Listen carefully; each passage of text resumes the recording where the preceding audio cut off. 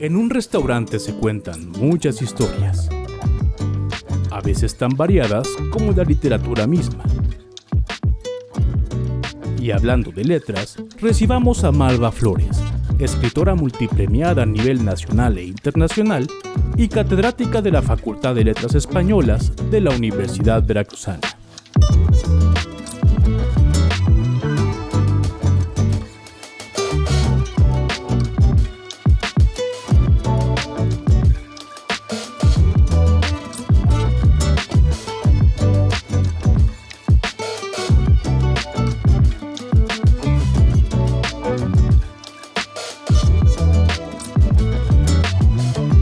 Bienvenidos a La Casa Invita.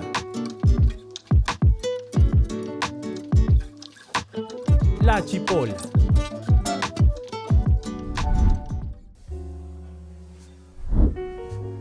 Hola, ¿qué tal? Sean todos bienvenidos aquí nuevamente a La Casa Invita. Hoy estamos muy contentos porque tenemos una invitada de lujo. Quiero darle la bienvenida a Malva Flores. Malva, qué gusto tenerte aquí con nosotros. Hoy, como ya lo dije, La Casa Invita. Muchas gracias, estoy muy emocionada de estar aquí con ustedes. No, hombre, nosotros siempre nos pone muy feliz contar con escritores, en este caso contigo, con una trayectoria ya muy larga, ¿no? Y yo diría con muchos caminos, ¿no? La poesía, la investigación, la docencia. Pero a mí siempre se me ha hecho muy interesante, sobre todo con los escritores. Dicen que las primeras lecturas son decisivas. En tu casa había libros. Cuéntanos cuáles fueron esas primeras lecturas. Bueno, mis padres eran físicos. Su profesión era físico. Mi madre se dedicaba a las matemáticas. Mi papá sí se dedicaba a la física. Pero mi padre era un extraordinario lector. Y además de ser un extraordinario lector, era un gran inventor de cuentos. Sí. Entonces, en las noches, siempre se acercaba a contarme un cuento que él inventaba. Okay. Eran cuentos fabulosos porque se trataban de animales fantásticos que él inventaba, y el predilecto de los animales era un pequeño unicornio negro, porque como ves no soy rubia, y entonces ese unicornio negro era el paladín de todas las historias de mi papá, y yo me sentía feliz porque yo me creía el unicornio negro. Entonces ahí empecé a entender la maravilla de la literatura, de la posibilidad de crear una historia a partir de la imaginación. Oye, mira qué interesante. Muchas veces pensamos que los matemáticos o la gente que trabaja con las matemáticas no tienen un acercamiento a la literatura, lo cual es erróneo, porque hay novelas incluso o literatura que han salido de los matemáticos, tienen su propio universo narrativo, por así decirlo, ¿no? Claro, eso es un error muy grande pensar eso, porque yo estoy convencida, porque lo viví, lo conozco a todos los amigos de mi padre y de mi madre son físicos, o la gran parte de ellos son físicos, matemáticos, y tienen un conocimiento literario mucho más amplio de lo que los escritores o los literatos tienen de la ciencia. Sí, claro. Entonces sí, es muy impresionante. Además tienen un mundo fabuloso alrededor de ellos, de imaginación científica. Exactamente, tienen un imaginario, ¿verdad? Muy particular, sobre todo los físicos, porque yo me he acercado, por ejemplo, a la economía, pero la economía toma las ideas de los físicos, son las mismas prácticamente, todo el arsenal matemático de la economía viene de la física, pero sin la imaginación, y hasta una imaginación literaria, no se puede comprender la física, no llegas a la física, ¿no?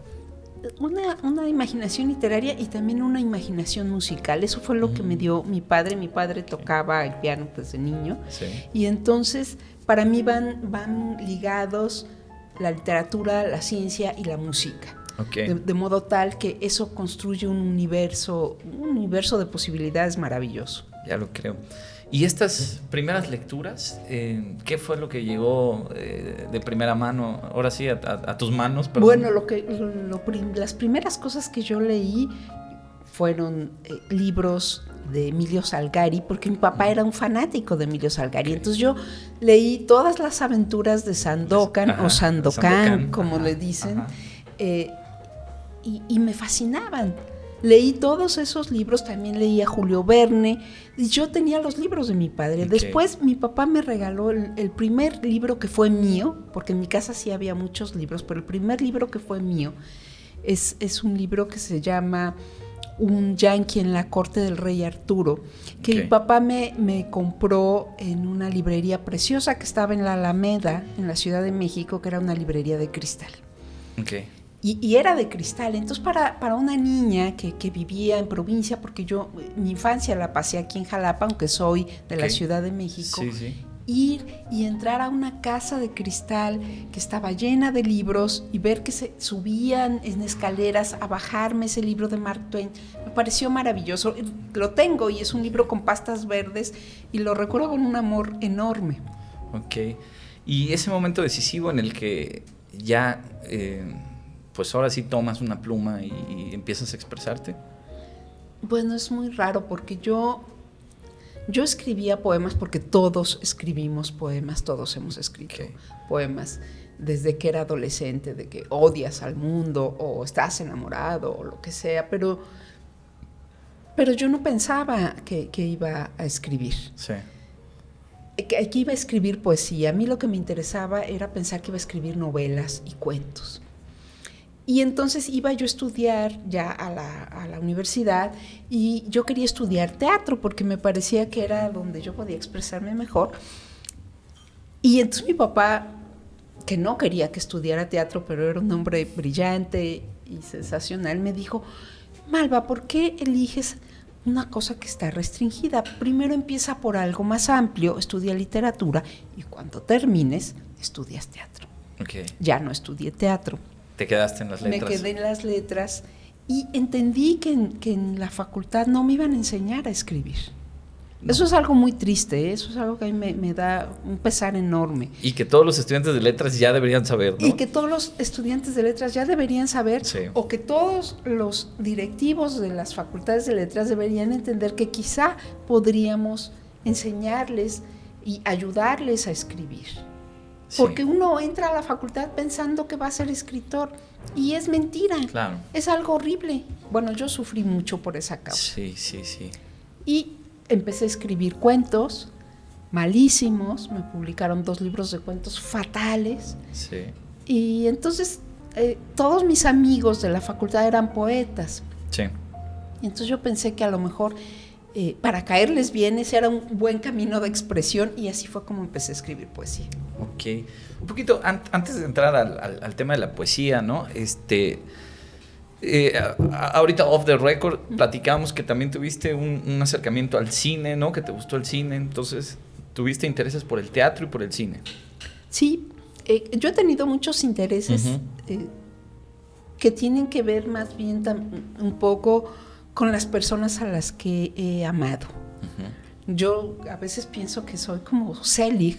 ¿Recuerdas ese personaje que se podía transformar en otra cosa? Entonces yo quería ser también, bueno, no solo directora de cine, quería ser también alguien un comentarista de béisbol, quería ser comentarista de fútbol, también quería ser futbolista porque me gustan muchísimo los deportes. Entonces, dependiendo de las personas que estaban a mi alrededor, a mí se me ocurrían muchos caminos que quería transitar. Por eso quería ser cineasta y también por eso quería ser, no dramaturga, sino actriz. Yo quería ser actriz. Ah, mira, qué bien, ¿no? Pues sí, pero no fue. No se dio. No se dio. Y terminaste, bueno, finalmente en la poesía, ¿no? En el acto creativo primero, por así decirlo, ¿no? Yo siempre he dicho que la poesía es el acto primitivo, ¿no? Es el acto de creación primero. ¿Y cómo fue que empezaste cómo fue que terminaste la poesía? Bueno, como te digo, mis amigos eran poetas. Sí. Entonces pensé que podría serles más simpática si yo escribía poesía, pero no les fui más simpática. Me dijeron que era una burra y tenían razón. No era yo una buena poeta y entonces empecé a leer poesía, porque tú no puedes decir que eres poeta y creer que porque expresas tus sentimientos en forma rimada o cortadito o como quieras, tus sentimientos no significan que seas un poeta. Exacto. Significa que estás expresando lo que sientes. Y todos podemos expresarlo y creer que somos poetas, pero no lo somos. Exacto. A mí todavía me cuesta trabajo decir que yo soy poeta. Yo digo que escribo poesía. Son cosas distintas. Es muy difícil, ¿no? Yo creo pues sí. Es muy difícil llamarse a sí mismo algo, ¿no? O definirse como algo, ¿no? Y entonces, finalmente, no resulté tan mala como poeta y me pareció que era un modo de expresión que venía bien a las cosas que me emocionaban, que era contar historias, pero de una manera sintética y sobre todo la musicalidad de la poesía. Eso es lo que más me importa. La musicalidad. Mira, hablando de músicos, he tenido la oportunidad de platicar con algunos músicos aquí precisamente en este espacio, y algo que me llama la atención cuando hablo con la gente relacionada a la música es el proceso de transformación que tienen, el sonido de ellos, ¿no? o la expresión en la música, desde el propio instrumento, cómo ellos van transformando su sonido, su voz, ¿no? y ellos me decían, ¿sabes qué? Lo que importan son las vivencias, ¿no? Las vivencias de cada uno transforman la voz de una cantante, transforman el sonido de un intérprete, ¿no? En este caso, yo creo que es muy similar, ¿no? Las vivencias personales transforman también la poética de un escritor. Por ¿no? supuesto, la poética y la música, porque tú debes saber, bueno, eso es el tipo de poesía que a mí me gusta, una poesía en la que está imbricada lo que estás diciendo con la forma en la que suena. La lírica. Claro, y entonces tú estás escribiendo un poema, pero tú estás escuchando una canción, o por lo menos yo siempre estoy escuchando una canción. Y entonces yo sé que hay canciones que me animan y hay canciones que me entristecen o que me alegran porque dependen de un ritmo. Como yo tengo la convicción de que todo en la vida es ritmo, absolutamente todo. El universo, ¿no? El universo es ritmo. Sí. Entonces, ¿qué pasa cuando tu corazón se echa a perder el ritmo de tu corazón? Pues te mueres. Eso mismo pasa con la poesía y con cualquier cosa del mundo. Necesitas que exista un ritmo, pero la poesía implica también conocer que hay muchos tipos de ritmo y que puedes jugar con ellos, como cualquier músico. Claro. Bueno, esa es la parte de la poesía que a mí me emociona. ¿Qué te gusta?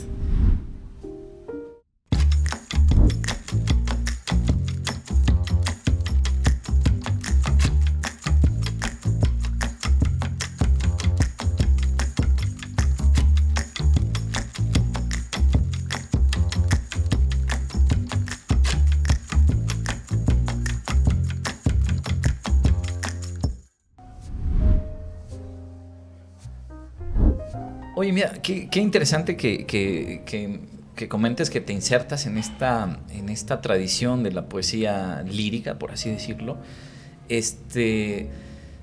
Porque, mira, bueno, no sé, yo tengo la impresión de que la poesía ya se encerró en unos círculos muy pequeños y muy cerrados, tal vez, en las academias, ¿no? En los círculos pues de intelectuales, ¿no? Pero tengo la impresión, no sé, eso me gustaría preguntarte, que ya, sobre todo en estos tiempos, ha perdido este carácter, este arraigo popular, ¿no? Antes no sabíamos los poemas, ¿no? Las frases de los poetas, incluso sin saber quién las había escrito. Hoy ya cada vez me cuesta más trabajo encontrar un poeta con arraigo popular. Y el arraigo popular viene de la lírica, ¿no? Tienes toda la razón. Yo creo que los culpables de eso han sido los poetas. Por completo. Sí. Los poetas han considerado que deben despreciar la poesía lírica. Y me parece que están en un error. No porque a mí me guste la poesía lírica, sino porque si nosotros imaginamos, por ejemplo, que Gonzalo Rojas, un poeta chileno, llenaba estadios. Exacto. No podemos creer que esas personas que llenaban el estadio para escuchar a Gonzalo Rojas eran estúpidas. No lo eran. Sí. O eran ignorantes, no lo eran. Querían que escuchara algo que pudiera decirles algo de sí mismos, porque si la poesía no te habla de ti mismo, entonces, ¿a quién le habla la poesía? Claro. ¿A 4 changos que escriben igual que tú? esa poesía no tiene ningún futuro, pero Breton decía que la poesía es lo único que tiene futuro. Y yo creo que tenía razón André Breton. Ajá. La poesía siempre tiene futuro. ¿Por qué tiene futuro? Hace un rato tú decías que la poesía era como la expresión primera. Sí. Yo pienso que es la expresión primera después de la música. Okay. Porque sí creo que la música es el arte esencial. Hay una cosa muy linda que dice George Steiner, refiriéndose a la música, diciendo que la música es lo más verdadero porque la música no miente. Sí. Es decir, estás frente a un discurso que te llega a través de los sentidos sin que necesites una interpretación de otra naturaleza. Sí. Entonces, si la música no te miente y las palabras pueden mentirte, pero están acompañadas de música, entonces tienes la posibilidad de acercarte a otra experiencia, a una experiencia que se vuelve tuya. Y solo en ese momento la poesía cumple su verdadera función. Claro. Esto me recuerda una frase de El Cigala, uh-huh, que me parecía, de una belleza. Él decía, a mí la música, él decía así, ¿no? Lo cito, decía, yo no me ando con chiquitas, decía. A mí la música o me golpea o no me toca. Exactamente. Y es verdad, bueno, sí, concuerdo contigo en el sentido de que la música es lo primero, ¿no? Es el ritmo, es la vibración, es esta vibración que nos toca, ¿no? En el interior del diafragma, ¿no? No lo sé, y nos llega a la mente y a los sentidos, ¿no? Pero bueno, mira, qué interesante perspectiva. Los culpables han sido los propios poetas. Claro que son, ¿no?, los poetas los culpables. Sí, porque y se ponen muy enojados, muy furiosos si les dices, sí, que están equivocados, pero están equivocados. Sí. Eso no significa que vas a escribir poemas o vas a querer escribir poemas como Quevedo, porque en primer lugar no te van a salir, y en segundo lugar es una tontería. No tiene ya mayor sentido, ¿no? Pero si no eres capaz de representar o de exponer una experiencia que pueda ser entendida por otra persona, uh-huh, entonces vete al monte, lo que yo digo es vete, claro, al monte, enciérrate en una cueva, escribe ahí tus poemas y tan. Claro. No pasa nada. Claro. Pues, Malva, ya hemos estado hablando, ya salió por ahí el surrealismo, bajita la mano, ya apareció por ahí, ya estamos hablando de poesía, de lírica, y es inevitable, esto me lleva ya me llevó a tu último, bueno, uno de tus últimos libros, que es Estrella de dos puntas, este libro que aborda la relación entre Octavio Paz y Carlos Fuentes. Un título que alude a uno de los ensayos de Octavio Paz, ¿no? Donde precisamente se habla del surrealismo. ¿Cómo nace esta obsesión por estas dos grandes figuras del siglo XX? Bueno, es muy curioso. En primer lugar, debo decir que el título, que me parece muy afortunado, no es mío, es de mi marido. Okay. David Medina Portillo. Él le puso el título porque yo tenía un título telenovelesco horrendo. Okay. Y él me dijo, no puedes escribir eso, es una telenovela. Y yo le dije, es que esa vida es como de telenovela. Ajá. Pero tenía razón. Y puso un título muy afortunado. Cuando yo llegué a vivir a Jalapa, uh-huh, yo me preguntaba por qué había venido a vivir a Jalapa. Y me lo preguntaba porque cuando yo vivía en la Ciudad de México, yo escribía poesía, trabajaba en la universidad y me importaban muy poco las cosas. David, mi marido, trabajaba en la revista Vuelta. Okay. Se muere Paz y de pronto se acaba un mundo y yo termino aquí. Entonces yo me preguntaba, ¿por qué estoy aquí? Sí. Y para saber por qué estaba yo aquí, me puse a leer los 22 tomos de la revista Vuelta, completitos. Okay. Y escribí un libro que se llamó Viaje de Vuelta. Okay. Cuando escribí ese libro me di cuenta de que había pasado una historia muy interesante que tenía que ver con la historia personal mía, pero además que tenía que ver con la historia de la literatura mexicana, que es el momento en que Carlos Fuentes y Octavio Paz se pelean después de ser grandes amigos. Exactamente. Entonces dije, ¿por qué? ¿Qué fue lo que pasó? Soy una mujer chismosa, me gusta mucho conocer qué fue lo que pasó. Quiero conocer algún tipo de verdad. Y entonces me puse a averiguar qué fue lo que pasó. Me llevó 10 años averiguar qué es lo que desde mi perspectiva pasó. Sí. Y me tardé, después de escribir Viaje de Vuelta, otros 10 años para poder escribir Estrella de Dos Puntas. Ok, fueron 10 años para Viaje de Vuelta y 10 años para Estrella de Dos Puntas. Exactamente. Wow.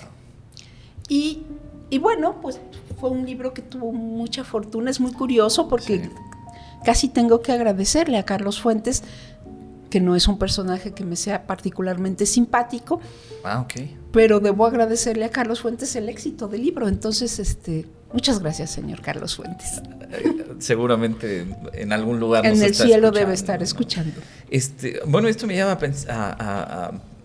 a pensar y a preguntarte, ¿los conociste? ¿Los trataste en algún momento? Conocí a Fuentes, no lo conocí nunca. Okay. A Paz sí lo conocí, lo vi 3 veces en mi vida. Okay. En presentaciones. Uh-huh. Me lo presentó David 2 veces y hoy sí voy a decir algo que nunca digo, pero esta vez lo voy a decir. Por favor.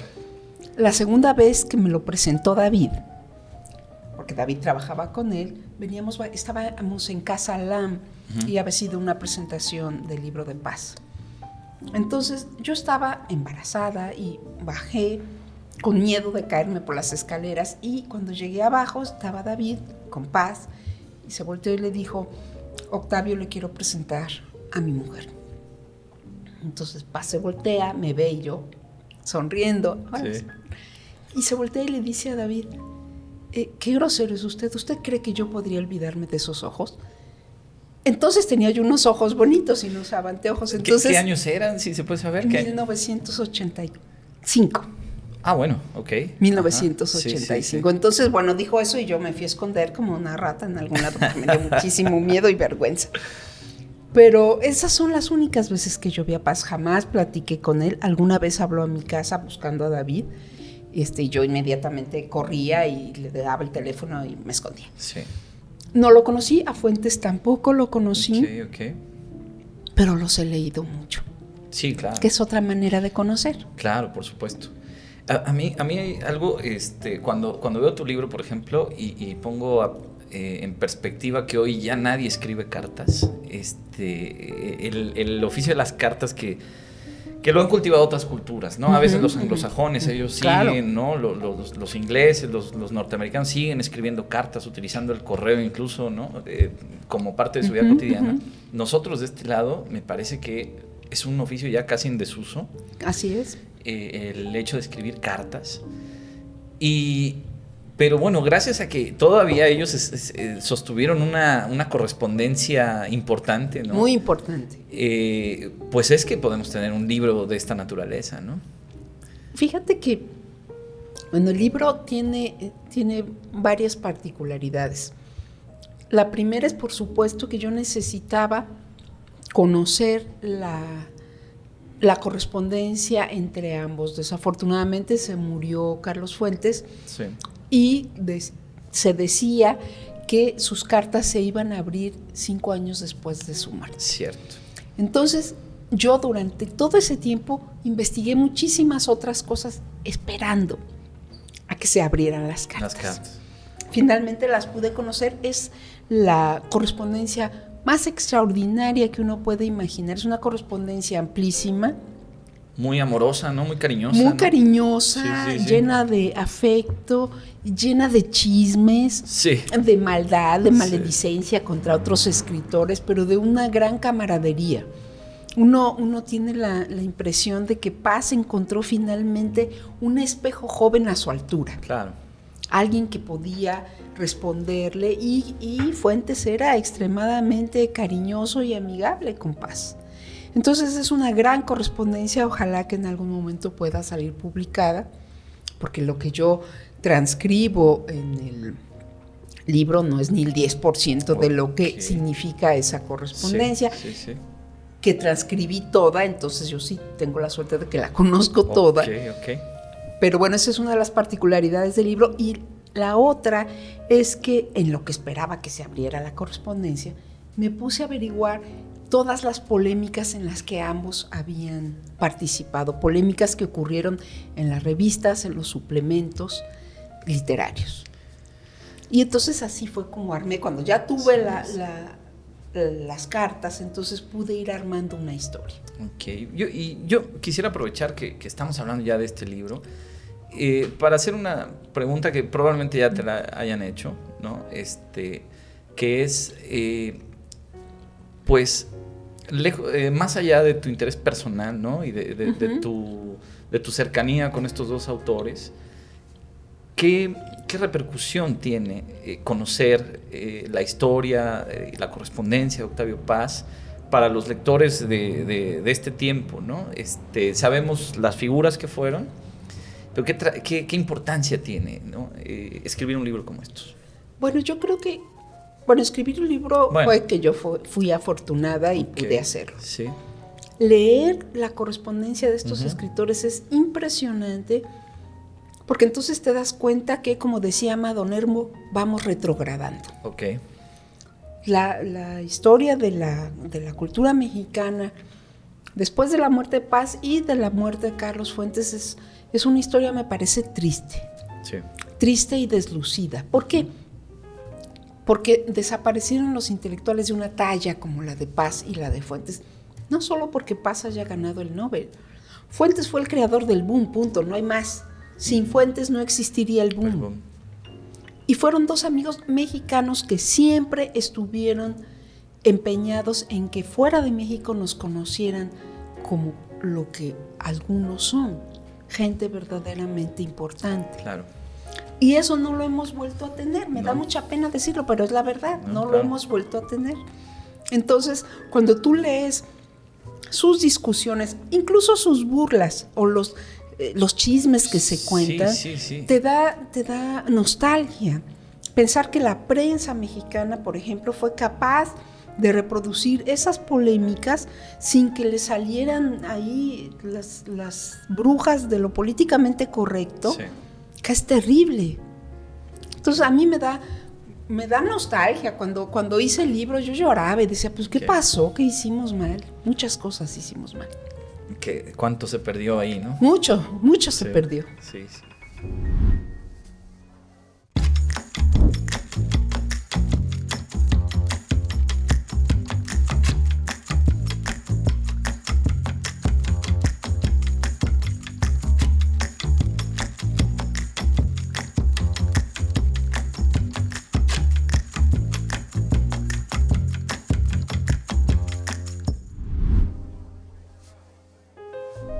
Bueno, hemos estado hablando de estas dos figuras, ¿no? De Carlos Fuentes y Octavio Paz y sobre todo del peso que tenían, no solamente ellos, sino también la figura del intelectual, ¿no? Pertenecen a un tiempo donde la cultura mexicana era embajadora de un país entero, ¿no? Incluso eran representantes diplomáticos, ¿no? Que eso también es una cosa muy especial que no se ha vuelto a dar de esa forma, ¿no? ¿Y tú qué diferencias encuentras con los intelectuales contemporáneos? ¿En qué ha cambiado? Bueno, me parece que los intelectuales en el mundo han tenido que replegarse. Han tenido que replegarse ante el avance, por ejemplo, de las redes sociales, de los influencers, etc. Sin embargo, yo tengo confianza en que los intelectuales siempre tienen algo más que decirnos, porque no tienen un conocimiento precario de las cosas y de principio conocen la historia. Nuestro gran problema como país y como región, me refiero a América Latina, es que tenemos una memoria de teflón, tenemos amnesia. Y los intelectuales están ahí para recordarnos cuando las cosas han salido mal, que ya ocurrieron y que deberíamos estar conscientes de que eso que estamos viendo ya ocurrió y que las consecuencias de lo que estamos viviendo pueden ser terribles y ya pasaron. Sí. Los seres humanos no aprendemos. Sí. Pero los intelectuales están ahí para recordárnoslo. Es como el papel de un vigilante, no un papá, pero sí un vigilante que te dice, oye, esto ya pasó. Sí. Si tú no lo una quieres, conciencia. Si tú no, es una conciencia crítica. El papel de los intelectuales es ese, decirte lo que no quieres escuchar. Claro. Eso es lo que dijo George Orwell. Ok, sí, claro. Lo que no quieres oír es lo que yo te voy a decir. Mira, ahora que mencionas esto de la memoria, y yo pues cuando platico con la gente y todo eso, a veces no te creen, o a veces parece ya exagerado, pero deberíamos estar preocupados en el sentido de que en este tiempo está en peligro la memoria del mundo, ¿no? La memoria de este tiempo, sobre todo por el tema de lo digital, de las famosas nubes, ¿no? Que ahora tenemos que pagar para guardar nuestras cosas en una nube. Todo el mundo está guardando sus archivos, sus memorias, sus fotografías, todo, ¿no? En estas nubes. Pero hay que estar pagando para tener acceso y tener esos espacios, ¿no? Y a veces yo digo, ¿de verdad podemos estar pagando toda la vida? ¿Vamos a pagar toda la vida? ¿O qué va a pasar con esos archivos digitales, ¿no? Se van a perder. Quizá como nunca antes en la historia, la memoria del mundo y de este tiempo está en peligro, ¿no? Y ahí es donde entran lo que tú has dicho, ¿no? Los intelectuales, ¿no? Como salvaguardas de una memoria y como conciencias que pueden advertir de estas situaciones, ¿no? Fíjate que sí, estoy completamente de acuerdo contigo. Y yo siempre me pregunto, yo soy de las que pagan para tener mi memoria, porque además mi memoria es precaria y lo olvido todo. Entonces, pago. Sí. Y siempre pienso, ¿y si un día nos apagan la luz? Ya olvídate de que el mundo, porque nos encanta pensar como terraplenistas, ¿no? Sí. Que allí se acabó la tierra y que hasta nos ahí caemos llega. Y no debemos vacunarnos, etcétera. Todas esas cosas un poco locas y salvajes que solo ocurren en las civilizaciones cuando están, porque eso ya pasó, cuando están en un nivel de autodestrucción verdaderamente brutal, ¿no? Y entonces creemos que en el año 1000 se va a acabar el mundo y todas esas cuestiones que es un verdadero horror para los científicos, que nos salvaron de esta pandemia, Okay. O sea, si yo algo hubiera querido ser en esta vida es el señor que inventó ¿La vacuna? La vacuna. Okay. No me importa si algún malvado trajo el virus, no me importa nada, nos salvó de algo que se veía como realmente espantoso. Yo lo viví con mucho miedo.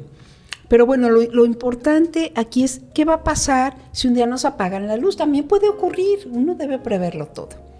Entonces, los archivos en papel son importantes, pero vas a tirar tantos árboles, entonces estamos llenos de contradicciones como sociedad. Vamos a tirar los árboles para preservar la memoria del mundo. ¿Y qué quiero preservar de la memoria del mundo? Sí. Lo que dicen 200,000 personas en Facebook. ¿Eso es lo que quiero preservar? Okay. ¿O quiero preservar una sonata de Bach? ¿Qué quiero preservar? ¿Qué es lo que importa guardar del mundo? Todas esas son preguntas. Que deberíamos poder resolver, que deberíamos hacernos por lo menos un poco de higiene, de higiene moral en relación con el mundo.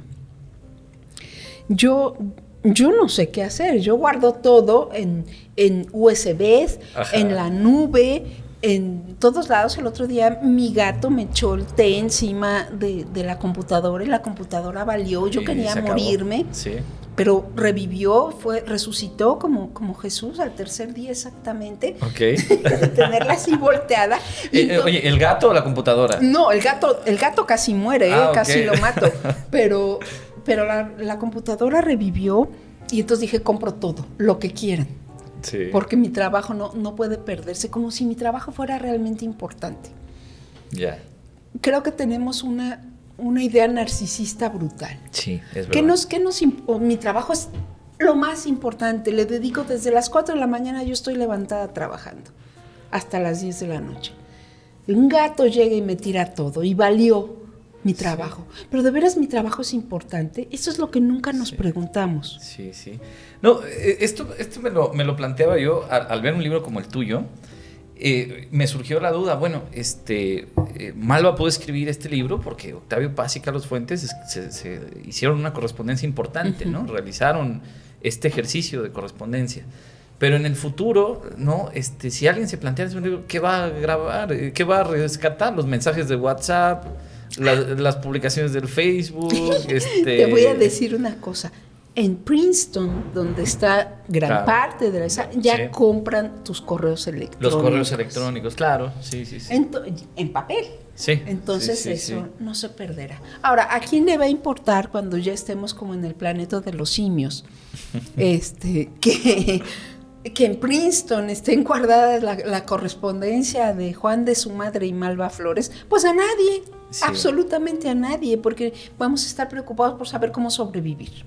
Claro.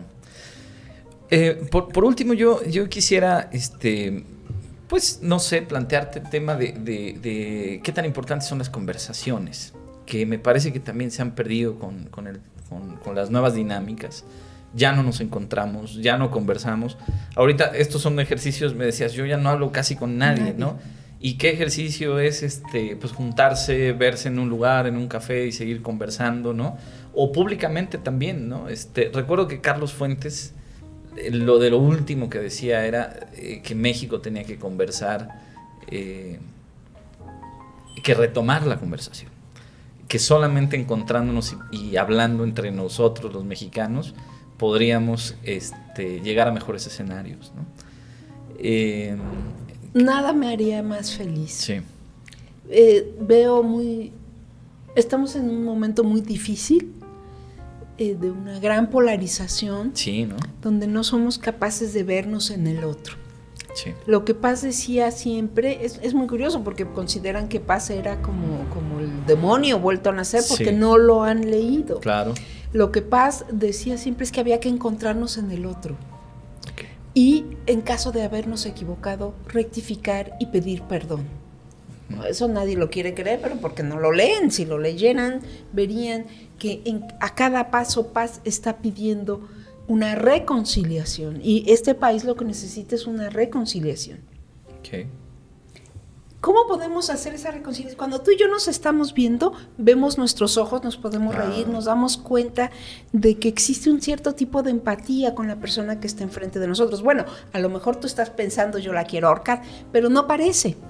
Entonces, yo estoy viendo tu cara, veo tus ojos y me doy cuenta que puede existir una posibilidad de reunión. Exactamente. Cuando ya no nos vemos, cuando solo hablamos a través de WhatsApp o de las redes. O de 140 caracteres. ¿No? Ya son 280, pero de todas maneras, bueno, para mí son muy poquitos porque como ya te diste cuenta, hablo mucho. Sí. Entonces no somos capaces de ver a los ojos de los otros. Uh-huh. Y eso creo que ha destruido gran parte del mundo, no de México, del mundo, de nuestra posibilidad de comunicarnos con otra persona y saber que podemos darle una palmada en el hombro y decirle, ok, todo está horrible, pero pues me gusta verte y abrazarte. Esa sensación de no poder abrazar a otra persona, que fue la sensación que nos dejó la pandemia, fue espantosa. Sí. Yo soy muy apapachadora, entonces yo abrazo y esa sensación de que tienes como una pantalla enfrente es horrible.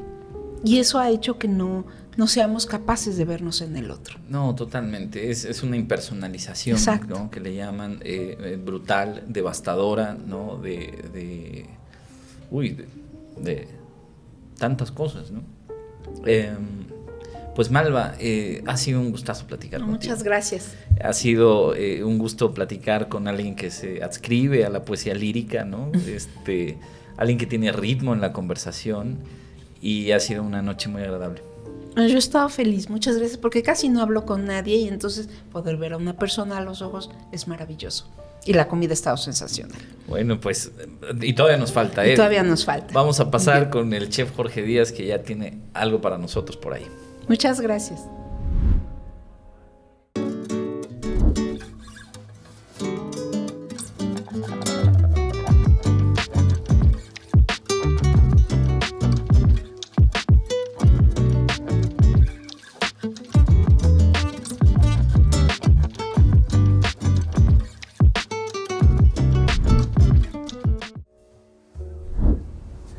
Bien, bienvenidos a La Casa Invita, nuevamente en esta su casa, La Chipola, Qué gusto recibirles, maestra. Gustavo, gracias. Muchas gracias. Yo siempre, este es el momento de la noche, siempre aquí cuando nos encontramos aquí con el chef Jorge y nos presenta lo que nos preparó. ¿Qué vamos a probar hoy, Jorge? Bien, esta vez vamos a probar unos ñoquis fritos, ¿verdad? Unos ñoquis de chayote frito, es chayote con papa. Y abajo hay una salsa de acuyo con pipián, ¿sí? Con pepita de calabaza. Y unos brotecitos de guías de chayote, ¿verdad? Muy tiernos. Este es queso parmesano para que puedan agregarlo al plato a su gusto, ¿verdad? Con la mano pueden tomarlo y pueden ponerlo sobre el plato, ¿verdad? La intención es que con el tenedor pues tomen un par de ñoquis, 1 o 2, y lo unten levemente en la salsa, ¿sí? Porque es una salsa de acuyo, tiene un sabor intenso. Es una salsa que aprendí a hacer en el taller de la maestra Raquel Torres. Que lo reafirmó la maestra Nidia Hernández, ¿verdad? Que es una exponente y promotora de la gastronomía de los Tuxtlas. Entonces la quise aplicar aquí, agregándole el pipián y haciendo una suerte de salsa espesa, ¿verdad? Que regularmente en la cocina italiana le llamarían salsa pesto. Estos son los ingredientes que usamos, ¿sí? Del mercado. El chayote, guías de chayote que hay en abundancia ahorita, ¿verdad? Igual que los chayotes. Las hojas de acuyo, ¿verdad?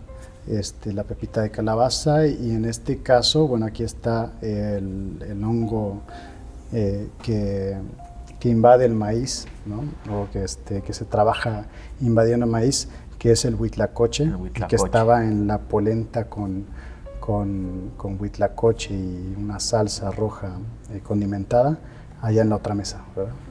Hombre, excelente. Oye, y Malva, ¿alguna vez tú has incluido la gastronomía o la idea de la comida en tu literatura? Porque es común, ¿no? Muchos escritores lo han hecho, ¿no? No, la verdad es que a mí me gusta comer, pero nunca he escrito sobre la comida. ¿Nunca has escrito sobre comida? No, nunca he escrito por bien. Se ve muy bien. Se ve muy bien. Me gusta. Pues yo creo que vamos a adelante, buen provecho. Adelante. Entonces, sí. con la mano podemos... Sí, claro, tomen la cantidad de parmesano que ustedes deseen, okay. Con la mano. A ver, yo sí le pongo aquí. Sí. Y bueno, cabe resaltar que la vajilla que están ustedes utilizando, la adquirimos con el ceramista Pablo Barro Negro, ¿no? De aquí de Jalapa. Esta cerámica la aprendí a hacer, la hice en el taller Estudio Calavera, con los ceramistas Rafael y Alma, que están ahí impartiendo clases. Pues está bárbaro, ¿no? Su taller, si pueden visitarlo, está impresionante. Son muy hermosos. Yo creo que una de las partes fundamentales de la comida es que te la sirvan bien y que se vean hermosas, porque en ese instante te dan ganas de comer. Claro. Totalmente, sí. ¿No? No se diga más. Pues, buen provecho, ¿no?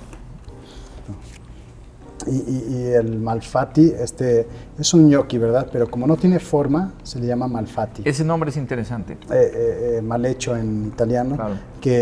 Pues porque tiene una forma no uniforme, y lo freímos para potenciar los sabores también. Pero es una preparación que yo me enamoré de ella en Argentina, ¿verdad? De los ñoquis no precisamente fritos, sino los ñoquis tradicionales, que se consumen mucho, al menos en la ciudad donde estuve, en la ciudad de Rosario. Y decías que tienen una tradición ahí de comer los ñoquis, ¿no? Sí, cada día, ¿no? Cada cierto día, ¿no? Exacto, hablamos de una tradición que hay, que todos los días 29 de cada mes es el día del ñoqui. Entonces hay ñoquis en casa y hay ñoquis en los restaurantes que te ofrecen, ¿verdad? Únicamente en ese día. No, está delicioso, Jorge. Muchísimas gracias. Qué bueno, gracias. Buen provecho. Sobre todo porque está un poco crocante, pero lo justo. Sí. Y entonces por dentro está suavecito y por fuera está crocante, está riquísimo. Algo pues pude ver acerca de su trayectoria y es impresionante, ¿verdad? Y escuché en una entrevista que le hicieron algo que nosotros queremos rescatar como cocineros, ¿verdad? En el libro de 2 estrellas, 2 puntas, así, y que mencionaban algo al respecto de que los había separado, de alguna manera, la crítica, ¿verdad? Así es. Pero que finalmente había algo que los unía mucho, que era la nación, ¿no? La patria, el ser mexicanos, y que Jalapa necesita mucho de eso, ¿verdad? Necesitamos mucho de eso, de unirnos y de todos estar sintonizados por algo en común, ¿verdad? Que es la nación y es el producto. Y la comida. La comida, sí. No hay nada mejor claro. que la comida. La red social más Por antigua del supuesto. mundo, ¿verdad? Y la más Eso la más es muy grande. lindo, Sí, eso sí, es muy lindo, ¿eh? La Sí, red claro. social más antigua del mundo Así es la es. comida, pues sí. ¿No? Y la cocina, el lugar de reunión por excelencia, ¿no? También es el lugar que nos reúne a todos, ¿no? No, pues pues muchas gracias, Jorge, por esto. Está delicioso. Buenísimo. Tú, Gracias. ahorita que hablabas de México y que hemos estado hablando también de alguna manera de la idea de México, ¿no? Hablar de Octavio Paz y de Carlos Fuentes es hablar de una de las entrañas de este país, ¿verdad? Claro, porque fueron dos escritores que les importaba muchísimo el país. Ahorita me hiciste recordar que Paz tiene un ensayo sobre un pato enlodado. Una comida que se hacía particularmente en el estado de Morelos, que era un pato enlodado. Nunca la he comido, por supuesto, pero ahorita que me lo contaste, porque a él le importaba mucho, igual que a Carlos Fuentes, cuál era la verdadera naturaleza de lo mexicano. Y esto es la verdadera naturaleza de lo mexicano. Sí, Claro que sí.